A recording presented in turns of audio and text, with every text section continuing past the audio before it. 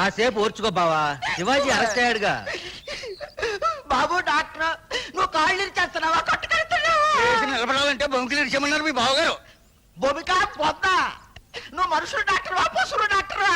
నీ ముఖానికి ఆ డాక్టర్ చాలు గాని బావా, ఒక కాలు చెయ్యి విరిగితే తప్ప అటెంప్ట్ మర్డర్ కేసు కింద 7 ఏళ్లు జైలు శిక్ష పడదు వాడికి. అప్పుడు 2 కాళ్ళు 2 చేతులు విరిచేస్తే టోటల్ గా 14 సంవత్సరాలు వనవాస టైప్ లో బాలవాక్ బ్రహ్మవాక్ అన్నారు. ఇది చూడన్నయ్యా, కాళ్ళు చేతులు విరిగితే 6 నెలల్లో అతుక్కుంటాయి. వాడిని జీవితాంతం జైలుకి పంపించాలి కదా, కొంచెం అడ్జస్ట్ చేసుకో అన్నయ్య. అప్పుడు కానీ నీ పేరు పేపర్లో పడదు మామయ్య. ఇదేమిటి, ఎముకలు విరిగితే పటక్కమని సౌండ్ వస్తుంది, ఇక్కడ బొమ్మ చికెన్ సౌండ్ వస్తుంది. అందుకేరా వాడి కొడుకు బంచిక్ అంటాడు. అది వాళ్ళ భూమికల్లోనే ఉంది.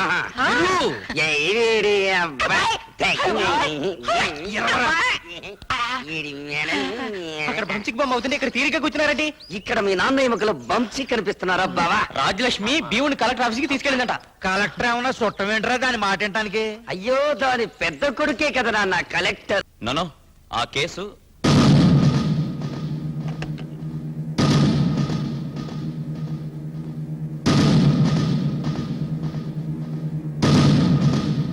శివాజీని అరెస్ట్ చేశారని తెలుసా? ఇప్పుడే తెలుసుకుంటున్నాను. వెంటనే విడుదల చేయమని చెప్పు. కలెక్టర్ తమ్ముడైనంత మాత్రాన నేరం చేసిన వాడిని వదిలేయమంటే ఎలా? నేరం చేసింది వాడు కాదు. ఏం జరిగిందో తెలుసుకోకుండా ఈ ఎస్ఐ నీ తమ్ముడికి సంకెళ్ళి వేసి తీసుకొచ్చాడు. ఏం జరిగిందో కోర్టులో చెప్పుకోవచ్చు కదమ్మా. ఆహా, ఈయన కలెక్టర్ కదా, ఫస్ట్ క్లాస్ మేజిస్ట్రేటు, ఇదే కోర్టు. చెప్పు భీముడు. నీ తమ్ముడు నన్ను కాపాడుండకపోతే చెట్టు కట్టేసి కిరసనాలు పోసి తగలబెట్టి ఉండేవాళ్ళు. అప్పుడు కళ్ళ ముందు కారం చేడు కనపడి ఉండేది, చెవుల పక్కన ఒక సుండూరు ఇనపడి ఉండేది. ఒక పేదవాడిని ఆటవికంగా చంపాలని చూస్తూ ఉంటే అతని ప్రాణాలు కాపాడటానికి ప్రయత్నం చేసిన నా కొడుకు చేతులకి సంకెళ్ళి వేసిన ఎస్ఐని సస్పెండ్ చేసి వెంటనే శివాజీని విడుదల చేయించకపోతే నీ రూములోనే ఆమరణ నిరాహార దీక్షకు కూర్చుంటున్నాను. బయట పంపించు. ఇక్కడ కూర్చోకూడదు, తప్పు. తప్ప? ఉప్పు సత్యాగ్రహం నాటి నుంచి వస్తుందయ్యా ఈ పద్ధతి. వెళ్ళరా. కలెక్టర్ గారు, ఒక్క పూట ఆవిడ కడుపు మండిందంటే ఊరు మొత్తానికి కడుపు మండి ఇక్కడికి వచ్చి పడతారు. సర్కిల్ గారా, నేను కలెక్టర్ని మాట్లాడుతున్నాను. నమస్తే. శివాజీని వెంటనే రిలీజ్ చేసి అసలు ఏం జరిగిందో వెంటనే ఎంక్వైరీ చేయించండి. అటెంప్ట్ మర్డర్ కేసు అంటే 7 ఏళ్ళైనా చిచ్చపడుద్దా? ఈలోగా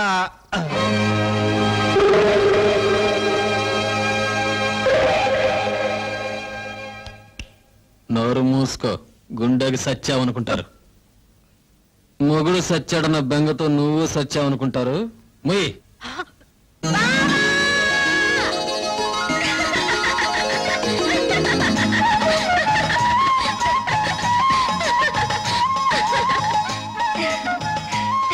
ఏంటలా చూస్తున్నారు?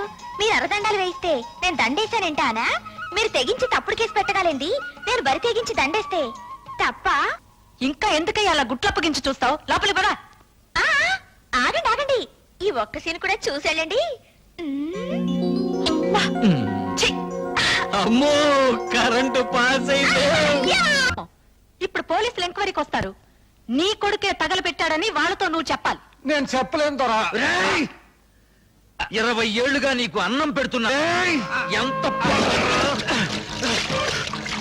చెప్పరా? చెప్పరా? చెప్పరా? చెప్పరా? చెప్పరా? చెప్పకపోతే చస్తావురా కొడక. నా కొడుకు కోసం నేను చస్తాను. నేను చెప్పను. ఏంటయ్యా ఆడుతూ ఆటలు? చంపే.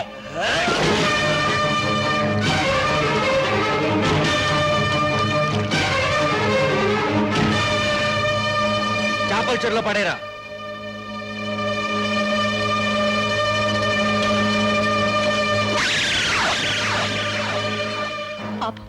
20 ఏళ్లుగా పనిచేస్తున్నాడు. చేపల కూర తినాలని చెప్పుంటే ఆయనతో చెప్పి ఇప్పించేదాన్ని కదా. అసలు ఈత రానోడు చెరువులో దిగడం ఏంటి బావా? అదే పాపం. దుర్యోధన గారు, నాకు తెలియక అడుగుతానండి, చేపల చెరువు అంటారు కదా, చేపలు బయటపడకుండా శవాలు బయటపడుతున్నాయి. గుడ్డలు కుట్టుకునేవాడు నీకెందుకయ్యా రీజనింగ్? దిగాడు చచ్చాడు. ఇప్పుడు అవన్నీ ఎందుకు బావా? ముందు శవదహనానికి ఏర్పాట్లు చేయించు, ఖర్చునే భరిస్తా. అయితే పేపర్లో ఫోటో కూడా వేయించేద్దాం బావా.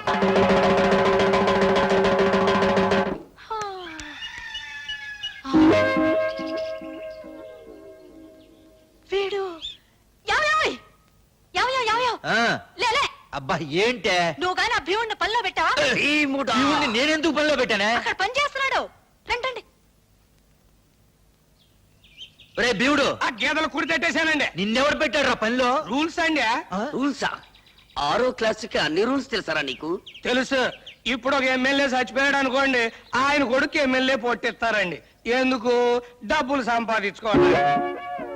అదే ఒక ఉద్యోగస్తుడు చచ్చిపోయాడు అనుకోండి, ఆయన కొడుకే ఉద్యోగం ఇస్తారు. ఎందుకు? కుటుంబాన్ని పోషించుకోవటానికి. అదే పాలేరోడు చచ్చిపోయాడు అనుకోండి, ఆడి కొడుకు కూలి చెయ్యాలండి, చేసినప్పు తీర్చుకోవటానికి. చెప్పరా అక్కర్లేదు, మీ నాన్న చచ్చిపోగానే మా నాన్న మీరు క్యాన్సిల్ చేశారు. భలేటోరండి, అట కుదరదండి. ఎందుకని బాబు? ఇప్పుడు మా అయ్య చేసిన రుణం నేను తీర్చలేదు అనుకోండి, పైనుంచి కిందకి సరాసరి దెయ్యమై వచ్చి నన్ను పీక్కు తింటాడండి బాబు. వీడు దెయ్యమై మన పీక్కు తింటారు, మన పంచన చేరాడు తల్లి. నువ్వు మొయ్యిరా. అది కాదురా. నేను ఎన్నంటే ఎన్నండి. ఓ అయ్యో, నేను ఇక్కడ పని చేస్తున్నా.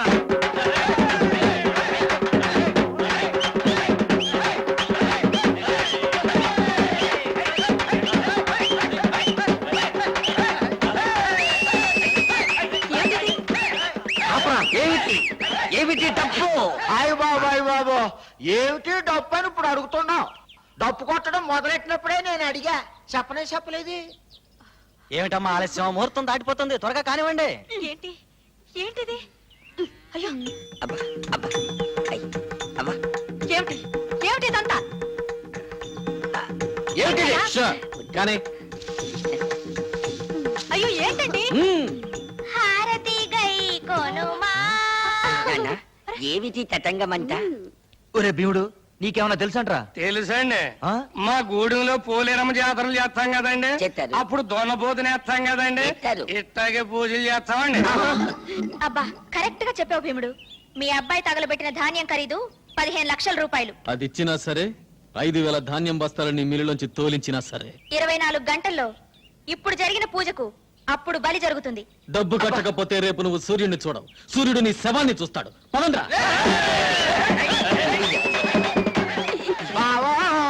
రేపు పొద్దున్న నీ కొడుకు ఫోటో పేపర్లో పడిపోద్దే. కాళ్ళ చక్రం గిర్రున తిరుగుతుంది, నాకు చావు దగ్గర పడింది.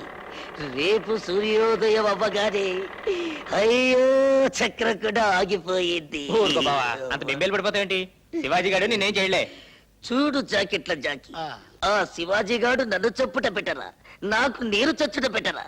నీకు నువ్వు చచ్చుటే బెటర్. ఎండలకు ఎందుకంటే ఆ. ఇప్పుడు నీకు నువ్వు చచ్చిపోవాలనుకున్నావు అనుకో, ఫ్యాన్ గురేసుకొని చావచ్చు, చావచ్చు. రైలు కింద తడగా పెట్టి చావచ్చు, చావచ్చు. ఎలికల మంది తిని చావచ్చు. చావచ్చు. మరీ అంత కాదనుకున్నావు అంటే సైలెంట్ మింగి ఫట్టక్ మంది చచ్చిపోవచ్చు. చచ్చిపోతాను. కానీ ఆడి నిన్ను చంపాలనుకున్నాను అనుకో, ఓ. ఇప్పుడు పిచ్చి కుక్క తరుగుతారు తెలుసా నీకు? తెలీదు బాబు, నాటు పందిని తరుగుతారు తెలుసా నీకు? లాంగ్ లో చూశాను. క్లోజ్ గా చెప్తా విను. ఆ, నాటు పందిని తరుగుతా ఉంటే అది పరిగెడతా వెళ్తా ఉంటది, ఆ. వెనకాల తరుగుతా ఉంటారు, తరుగుతుంటారు. చేతిలో బరిసి ఉంటది. ఆ. అది పరిగెడుతుంటది, ఆ. వెనకాల తరుగుతుంటారు, ఆ. చేతిలో బరిసి ఉంటది. ఆ. అందుబాటులోకి రాగానే శివాజీ గారు మా భావన చేయడానికి పందెం. పందెమా? ఎంతైనా పందెమా? అంతే. ఎంతైనా పందెమా? ఎంతైనా. 5 రూపాయలు వేసుకో. అయ్యో, ఆఖరికి నా తల ఖరీదు 5 రూపాయలు 5 రూపాయల 50 పైసలు పందాలేసుకున్న లెవెల్కి దిగజారిపోయిందా? ఈ టెన్షన్ నేను భరించలేను. ఇంటికెళ్ళి మందు కొట్టి నిద్రపోతాను. హలో, బతుకుంటే రేపు కలుద్దాం. హెడ్ జాగ్రత్త. నీ తల తీస్తాడా లేదా అని. ఆ, 6 నిమిషములు 5 రూపాయల 50 పైసలు వచ్చి నా తలకాయ వెల గోలికాయ లెవెల్ కు పడిపోయింది. హతవిధి. బాగా తుడవరా. అక్కడ శివాజీ నా తల తీసాడని పిల్లలు గోలికాయలతో పందాలు కాస్తుంటే మీరు ఇక్కడ తీరిక మెక్కుతున్నారా? నీ తలకేం అవ్వదు గానీ కూర్చోరా. కోడికూర వేడివేడిగా తిందు గాని పొయ్యి మీద ఉంది. భీముడు ఆయ్. ఆ కోడి ఎగురు పట్టా. చేస్తున్నానండి.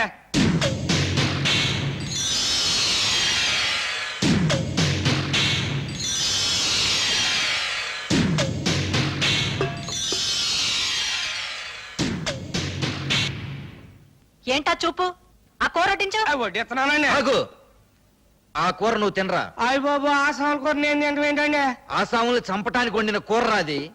ఆడిని చంపుతున్నట్టు నాటకం ఆడి ఇంటిల్ల పాదికి విషం పెట్టి చంపమని నిన్ను ప్రయోగించారు. అందుకే వద్దని నాకు కమతం చేస్తున్నావు. ఏమిట్రా అలా నిలబడి చూస్తావు? కూర తిను. వాడు తిన్న తర్వాత మనం తింటే అది ఎంగిలి కూడు కదా తల్లి చెల్లి. నువ్వు నోరు మూయి. తినరా. అయ్య బాబోయ్, ఇన్నాళ్ళు మా నోటికాడ కూడు దొరల తింటం చూశానండి. దొరల నోటికాడ కూడు మొట్టమొదటిసారి తినబోతున్నానండి. విధి లిఖితం. చూస్తున్నాడు, సెలెక్ట్ చేసుకుంటున్నాడు, ఇక తింటాడు. ఒక ముక్క తిన్నాడుగా, విషయం లేదేమో తల్లి చెల్లి. ఇక మిగిలింది మనం తిన్నాం. ఉండరా, ఇంకో ముక్కలో ఉందేమో.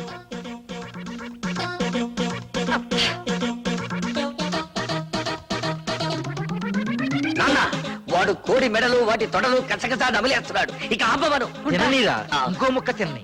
ఇంకా తిన్న తర్వాత మన మిగిలింది ఏమిటి? చీకేసిన ఎముకలు, పీకేసిన పుచ్చు తప్ప. విషయం కలిపాడో లేదో తెలియాలిగా. కలిపుట్టే ఈ పాటికి చావాలిగా. ఒరే సుంచా, ఈ మధ్య సైనైడ్ తిని వాళ్ళు చచ్చి మనల్ని చంపే సూసైడ్ స్క్వాడ్ వాళ్ళు వచ్చారట. వీడు కూడా ఆ బాబతేమో.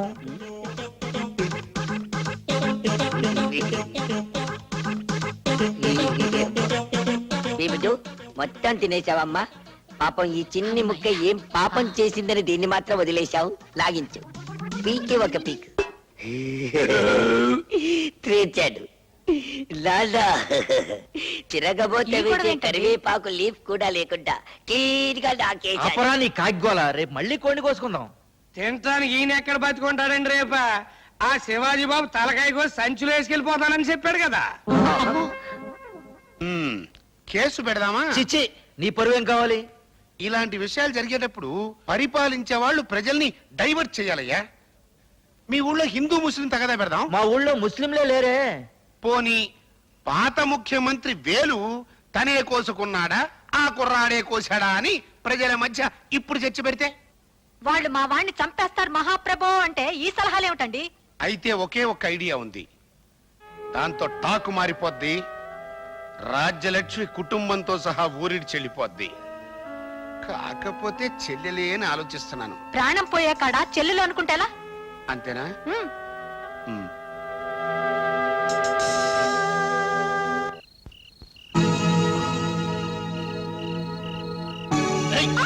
అరిస్తే చంపేస్తా.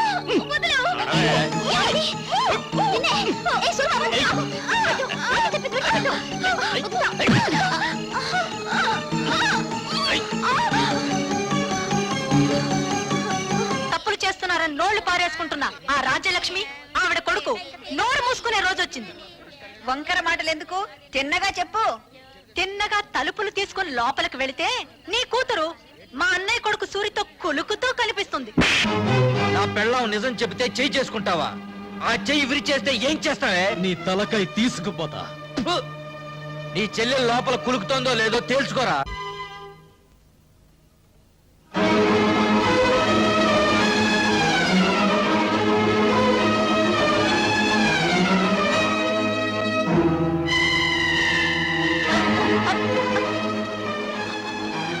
అమ్మ సుధా, సుధా, అమ్మ సుధా.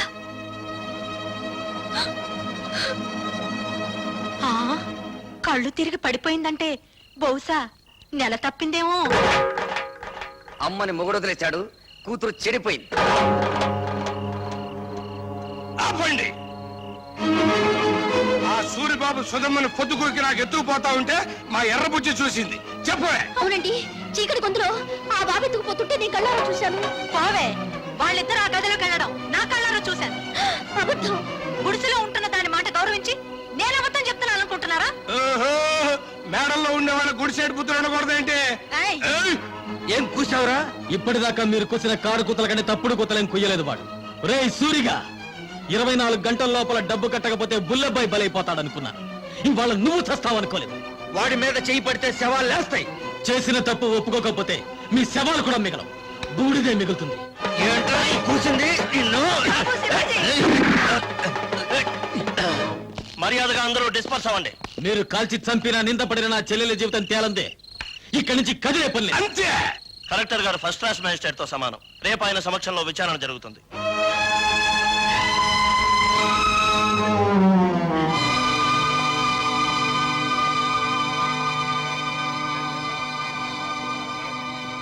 సర్పంచ్ అలా కలెక్టర్ గారికి కేసు వివరించు. నాకు తెలుసు. నీ పేరేమిటమ్మా? కలెక్టర్ గారు ఈ ఊరికి కొత్తగా వచ్చారు. నీ పేరు తెలీదట? చెప్పమ్మా. ఆ పిల్ల మెంటల్ కండిషన్ ఎలా ఉందో తెలుసుకోవడానికి ప్రయత్నిస్తున్నాను. మధ్యలో మీరు మాట్లాడకూడదు. నోరు మూసుకోండని కూడా చెప్పొచ్చుగా, మీరు కలెక్టర్ కదా. చెప్పమ్మా, నీ ఇష్ట ప్రకారం వెళ్ళావా, అతను బలవంతంగా తీసుకెళ్ళాడా? నాకు అతనితో పెళ్లి చేయించండి. ఇది నా ప్రశ్నకు సమాధానం కాదు. ఇంకా అర్థం కాలేదండి. నాకు ఆ కుర్రోడితో పెళ్లి చేయండి అంటే ఇష్టపడి వెళ్ళాను, అంత ఫినిష్ అని చెప్పినట్టేగా. ఇదిగో కలెక్టర్ గారు, అందరూ కలిసి నా చెల్లెలి జీవితంతో చెలగాటమాడుతున్నారు. నా చెల్లెలికి న్యాయం జరగకుండా ఈ కర్ర దాటి వెళ్తే ఇక్కడ ఊరుండదు, వల్లకాడుంటుంది. కలెక్టర్తో ఎలా మాట్లాడాలో ముందు తెలుసుకో. క్షమించండి కలెక్టర్ గారు, అన్నని కలెక్టర్ చేయడం కోసం వాడు చదువు మానేశాడు. మాట్లాడటం చేత కాదు. నేను చెబుతున్నాను వినండి. మీరు చదువుకున్న చదువులు మీకేం నేర్పించాయో గాని మేం నేర్చుకున్న నీతులు మాకు కొన్ని నేర్పించాయి.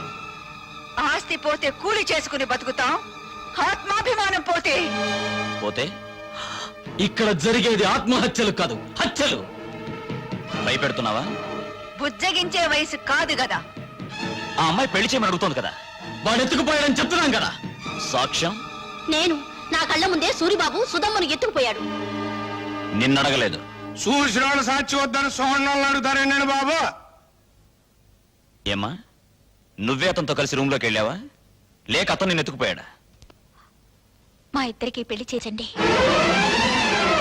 ఇంతకంటే ఆ పిల్ల ఏం చెబుతుందండి? విషయం అర్థం కాలా?